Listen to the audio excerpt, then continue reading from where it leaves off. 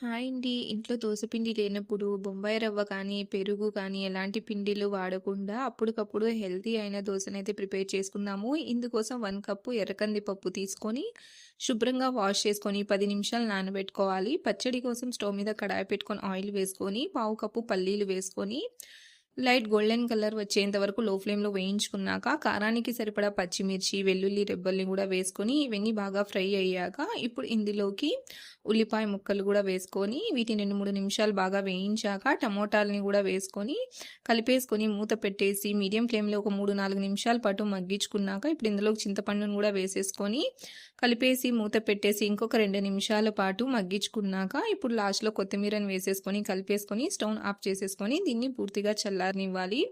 నానిన ఎర్రకంది పప్పుని బ్లెండర్‌లోకి వేసుకొని, ఇందులోకి జీలకర్ర, అల్లం ముక్కలు, అలాగే ఎండుమిర్చిని వేసుకొని, ఒక కప్పు నీళ్ళని వేసుకొని, మెత్తగా దోస పిండిలాగా గ్రైండ్ చేసుకొని బౌల్‌లోకి వేసుకోవాలి. ఇప్పుడు ఇందులోకి ఉప్పు వేసుకొని బాగా కలుపుకోవాలండి. కన్సిస్టెన్సీ అనేది ఈ విధంగా ఉండాలి.